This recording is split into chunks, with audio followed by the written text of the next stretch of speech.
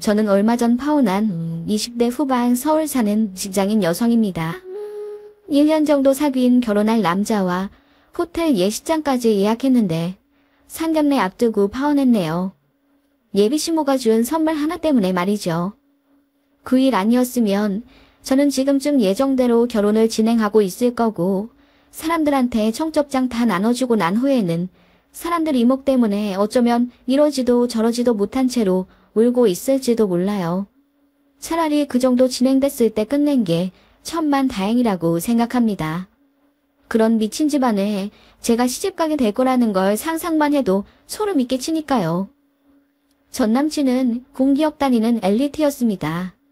예전부터 오빠 동생 사이로 알고 지낸 사이였고 제가 오래 사귄 남친이랑 헤어지자마자 전 남친이 바로 대시해서 사귀게 됐어요. 전 남친 집안은 꽤 부자였어요. 인천에 5층짜리 건물 하나 있다고 들었고 부천에서도 숙박업 장사하는 집안이라고 알고 있습니다.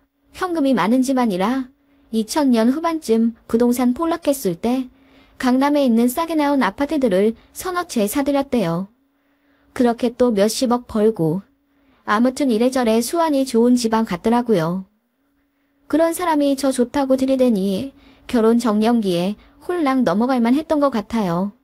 매너도 좋고 이래저래 사람은 참 좋다고 생각했거든요. 요리도 잘했고 자상한 사람이었어요. 그리고 제가 예대를 나와 아동미술 쪽에 취업했는데 이쪽 계열 특성상 연봉이 그리 높지 않습니다. 선생님 소리는 들어도 별로 돈벌이 될 만한 직업은 아니에요. 저희 집은 전 남친 집에 비해 평범한 수준이었고요. 아버지 어머니 공동사업하고 계시고 용인에 아파트 자가로 하나 갖고 계세요.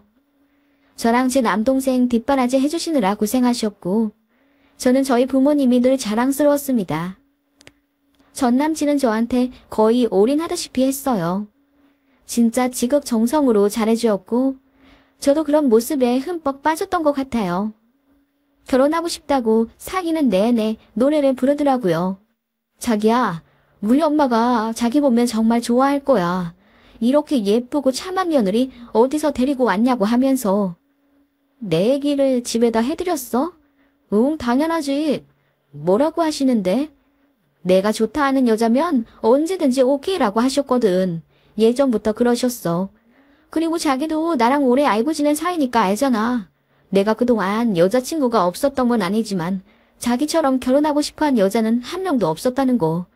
내가 이만큼이나 좋아한 여자, 분명히 우리 부모님도 좋아하실 거야. 말 나온 김에 이번 주에 식사하러 갈래? 사귄 지 반년 조금 넘었을 때 전 남친이 그렇게 자연스럽게 본인 부모님께 저를 인사하러 오라고 조르더라고요. 그래서 그 집에 갔는데 생각보다 부모님들도 괜찮으신 거예요. 아버님은 말수가 좀 없으시긴 했지만 워낙 무뚝뚝하다 하시길래 그런가 보다 했고요. 전 남친 어머님은 되게 고상하고 우아하시더라고요. 그래. 우리 진수 여자친구라고. 이름이 뭐예요? 엄마, 여자친구 아니고 예비 신부라고. 내가 결혼하고 싶은 사람이라니까.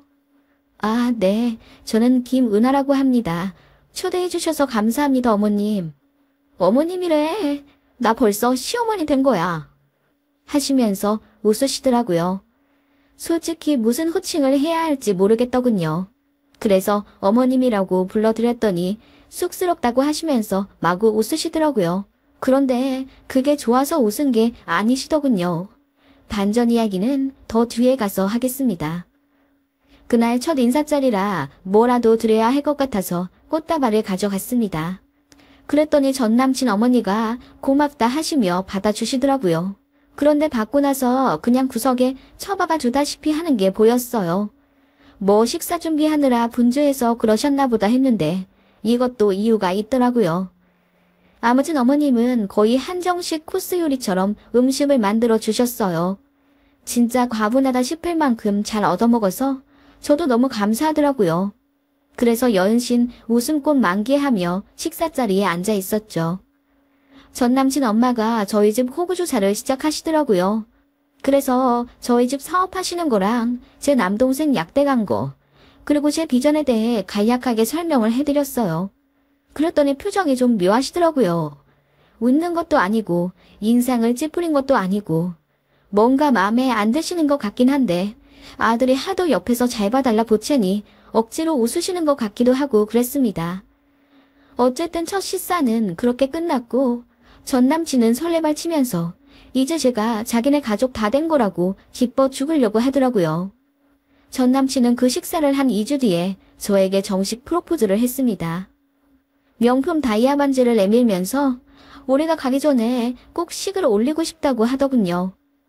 그때 저도 너무 감동했기 때문에 눈물을 흘리면서 그 프로포즈를 오케이 했습니다. 인연이라고 생각했어요. 오빠 동생으로 오래 알고 지낸 세월 역시 다 우리 사랑의 복선이라고 의미 있게 여겼습니다. 그렇게 행복한 마음으로 전 남친은 저희 집에 데려가 엄마 아빠께 소개시켜드렸어요.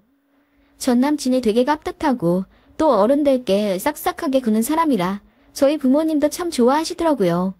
게다가 솔직히 말해서 집안도 부자고 직장도 좋으니 금상첨화겠죠. 그렇게 저희 집에서는 전 남친을 엄청 환영해줬어요. 물론 경제적인 면으로도 너무나 완벽한 사람이지만 무엇보다 저를 많이 좋아해 주었고 매너도 좋은 신사적인 남자였으니까요.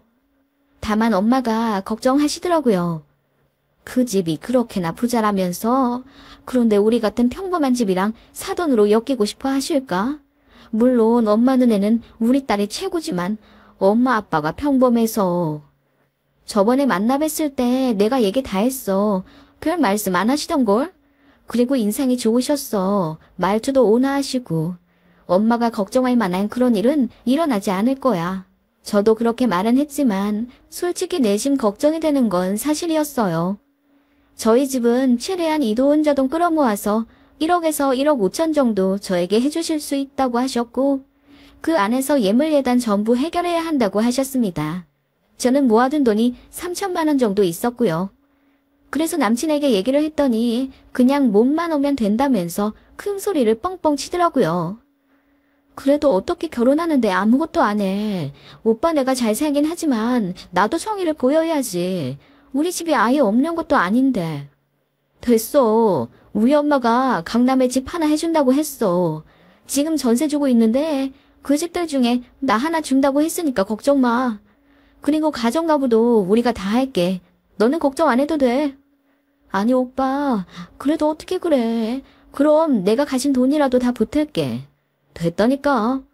하면서 전 남친은 아무것도 걱정하지 말라며 큰 소리를 뻥뻥 치더군요. 신랑 쪽에서 집을, 무려 강남에 있는 아파트를 떡하니 신혼집으로 내주신다는데 아무리 남자가 자기가 다 해오겠다고 해도 신부 쪽은 마음이 불편할 수 있잖아요. 그래서 신부 쪽에서 가전 가구 정도는 넣을 거라고 전 남친 부모님께 잘 말씀드려달라고 했어요. 그런데 그날 밤 저한테 모르는 번호로 전화가 오더라고요. 받아보니 전 남친의 어머니였습니다. 여보세요? 나 진수 엄마예요. 늦은 밤 전화해서 미안해요. 아, 네, 안녕하세요.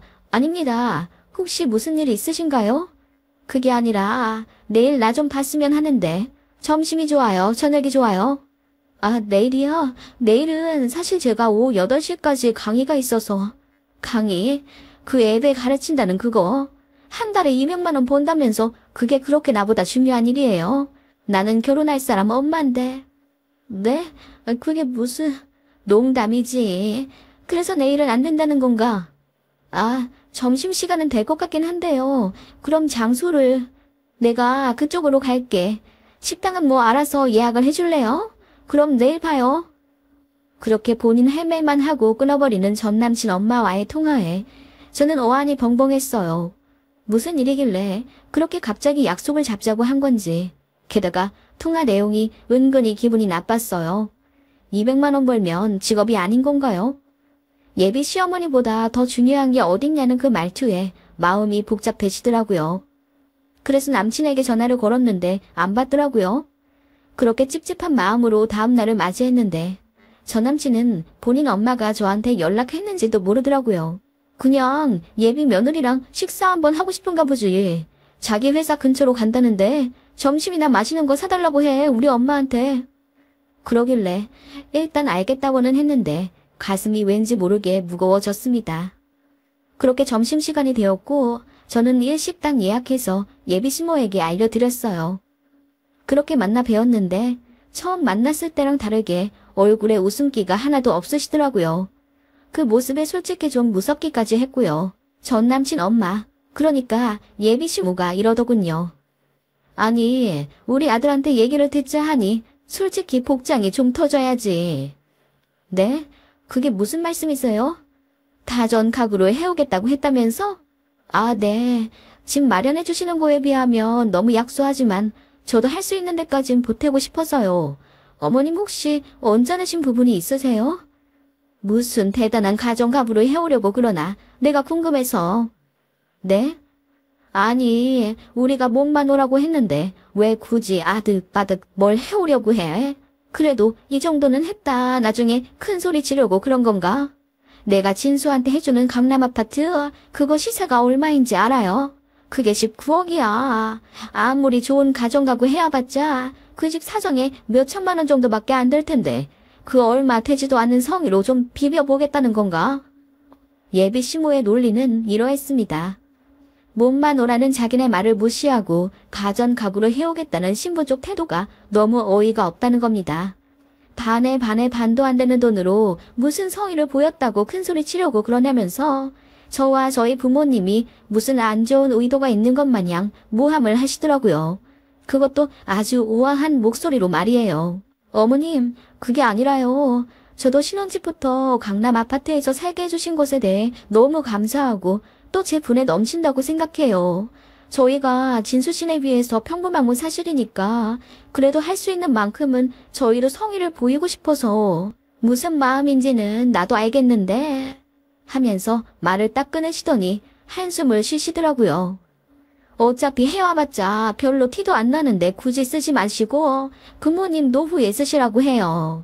그리고 나는 이렇게 내 말에 토다는 거 별로 안 좋아해. 예비신부는 우아하게 웃으면서 말엔 가시가 잔뜩 있더라고요.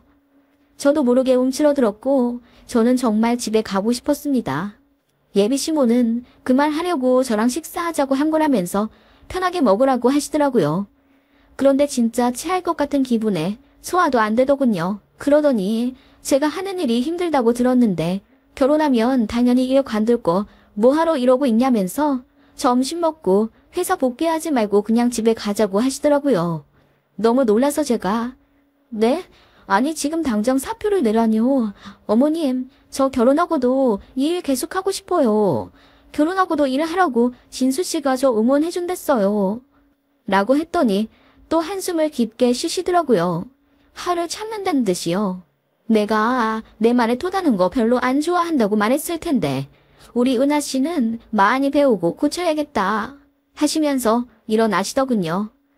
그렇게 엄격결에 식사가 끝났고 예비시모가 떠난 자리에서 저는 한참을 멍 때리고 있었습니다. 대화 내용만 보면 저한테 나쁠 거 하나 없긴 하겠죠. 결혼할 때 몸만 가지고 와. 결혼하고 나면 괜히 힘들게 일하지 말고 쉬어라. 이 얼마나 달콤한 말인가요? 그런데 시종일관 저는 인격적으로 잔뜩 무시받은 듯한 느낌이었습니다. 그냥 칙소리하지 말고 순종적으로 시집 오라는 거잖아요. 너무 기분이 안 좋더라고요. 그래서 예비신랑한테 얘기했더니 저더러 예민한 거라고 하더군요. 우리 엄마가 며느리 생각 많이 해주는 건데 뭐가 그렇게 기분이 나빠. 결혼하기 전이라서 그런가 봐. 아니면 요즘 여자들 시자 들어가면 다 싫어한다던데 우리 엄마도 시어머니라서 다 고깝게 들리는 거야. 자기 그런 사람 아니지? 라고 하더군요. 답답한 대화에 저희는 약간 다투게 되었어요. 그러다가 예비신랑이 미안하다며 앞으로는 제 입장 더 생각해 주겠다고 싹싹 빌었고 그냥 흐지부지 넘어가게 되더라고요. 다만 저는 이대로 결혼을 정말 해도 되나 싶은 생각이 마음 한켠에 들고 있었죠. 그 전에는 사실 너무나 완벽한 신랑감의 시댁이라고 생각했어요. 이런 집에 시집가는 거 정말 행운이라고 스스로 생각했죠. 예비신모의 은근한 고압적인 태도에 기가 죽긴 했지만 제 친구들 중 몇 명은 그러더군요. 야, 그런 부잣집에 시집가면서 그럼 뭘 바란 거야. 그래도 교양은 있으시다면서. 돈도 한 푼 없으면서 괜히 며느리 잡고 쌍욕하는 시댁들도 많아. 그런 집에 비하면 양반이지. 그래, 솔직히 말해서 많이 기우는 건 사실이잖냐. 그러면 그 집이 하라는 대로 해야지 뭐. 저희 집 조건이 많이 딸리니까 순종적인 태도를 요구할 수도 있을 거라면서 제 친구들 역시 예비시모 편을 들더군요. 제가 배부른 투정을 하고 있다면서요. 주변의 태도에 저도 생각을 고쳐 먹으려고 했던 것 같아요. 그렇게 예정대로 결혼 진행 중이었고 예비신랑이랑 결혼할 식장 알아보고 신혼여행지 정하고 그랬습니다. 예비시댁 쪽에서 잘 아는 스님께 결혼 날짜를 받아왔다며 저희 집에 여쭤보라고 하셔서 날짜까지 정해진 상태였어요. 요즘은 상견례 전에 미리 식장 예약도 하고 그러잖아요.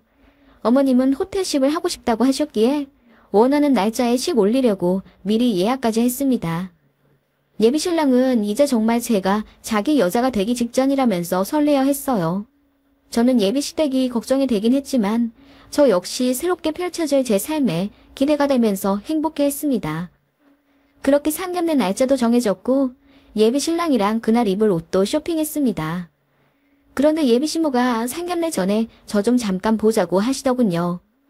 어쩐지 불길한 마음이 들어서 예비신랑이랑 같이 식사하면 안 되냐고 했더니 저한테 줄 선물이 있다면서 단둘이 보자고 하시더군요.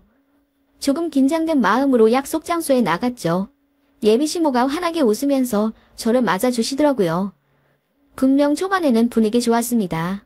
어머님이 좀 순종적인 며느리 타입 좋아하시는 것 같아서 되도록 맞춰드리려고 했어요. 그랬더니 기분이 더 좋아지신 듯 약주도 시켜 한잔 하시더라고요.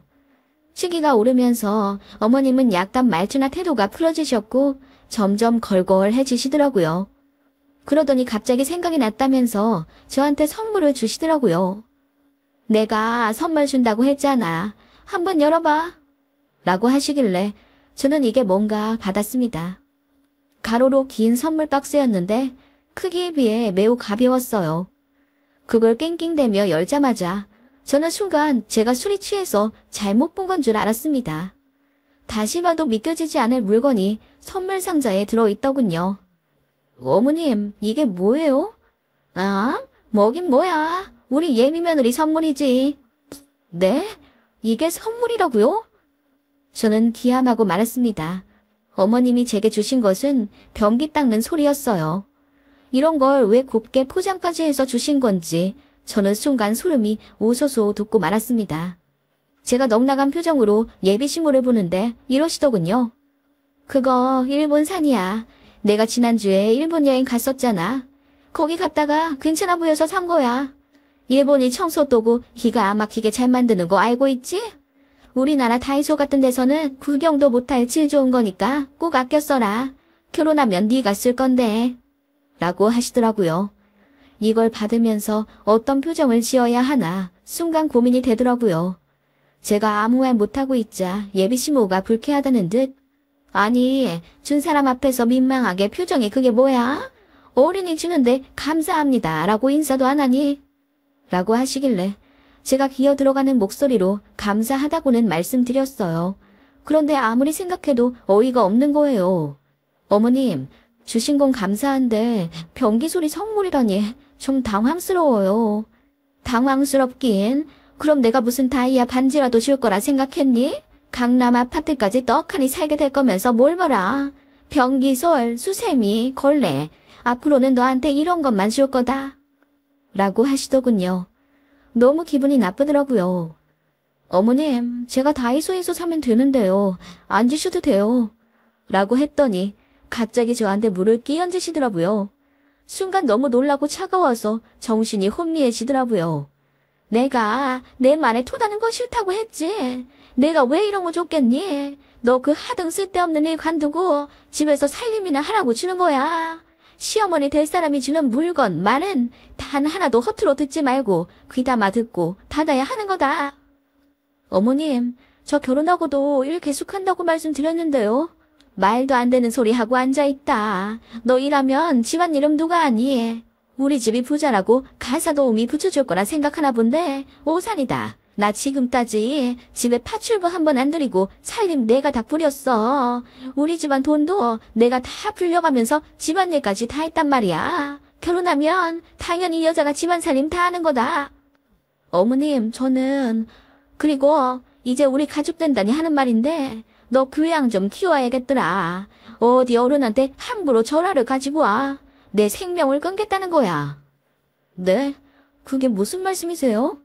인사 올 때 가져온 꽃다발 말이야. 자고로 식물은 뿌리채 있어야 생명이 느껴지고 아름다운 법인데 그렇게 댕강 잘려진 철화를 보면 넌 마음 안 아프니? 차라리 난을 포장해서 가져오지. 그런 사소한 선물 하나하나에서 다 교양과 인품이 드러나는 법이다. 상상도 하지 못했던 예비시모의 지적에 저는 그저 얼이 빠져 있었습니다. 세상에 꽃다발이라는 흔한 선물에 그런 의미까지 생각하는 사람이 누가 있을까요? 듣도 보도 못한 논리에 웃음도 안 나오더라고요. 그리고 하나 더 생각났다는 듯.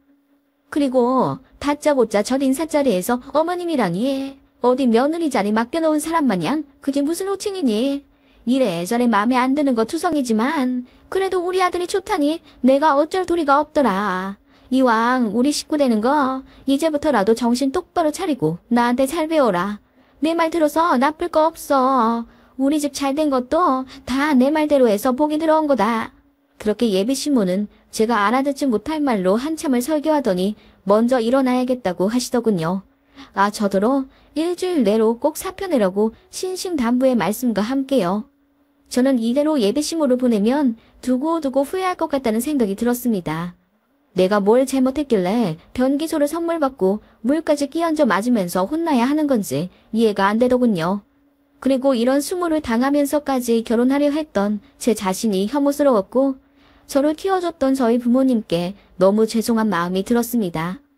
그래서 예비시모가 일어나려는 동시에 저도 물컵을 확 그의 면상에 끼얹어 버렸습니다. 예비시모는 아이쿠 하는 소리와 함께 뒤로 넘어졌고요. 저는 넘어진 예비시모를 내려다보며 말했습니다. 저희 결혼 안 할래요. 그쪽 말 고분고분 잘 들을 노예를 찾는 거면 인력사무소에나 가보세요. 강남 아파트가 대체 뭔데요? 사람 인격 무시해도 될 만큼 그게 가치 있어요? 아주머니처럼 천박한 사람을 내 시어머니로 모시려고 했던 제가 한심스러워요. 결혼 안 합니다. 들어오서 안 해요. 라고 하고 나와버렸어요. 그렇게 예배시모와 헤어지자마자 갑자기 참았던 눈물이 막 나더라고요. 이게 꿈인가 싶더라고요. 일단 예비신랑한테 전화를 걸었습니다. 아무것도 모르는 그 남자에게 저는 펑펑 울면서 예비시모와 있었던 일을 전부 말했어요. 그런데 당연히 제 편을 들어줄 줄 알았던 그 남자는 아니 근데 우리 엄마 말 들어서 진짜 안 좋을 거 없어. 우리 집 내가 5살까지만 해도 엄청 가난했다는 거 알지? 우리 엄마가 다 이만큼 재산 불리고 올리고 한 거야. 엄마 없었으면 우리 이렇게 부자 되지도 않았어. 라고 하면서 본인 엄마가 원래 좀 많이 직설적이긴 한데 그래도 들어보면 다 맞는 말일 거라면서 지금이라도 돌아가서 자기 엄마한테 사과를 하라는 겁니다. 아무리 그래도 어른한테 똑같이 물을 끼얹는 게 어딨냐면서요.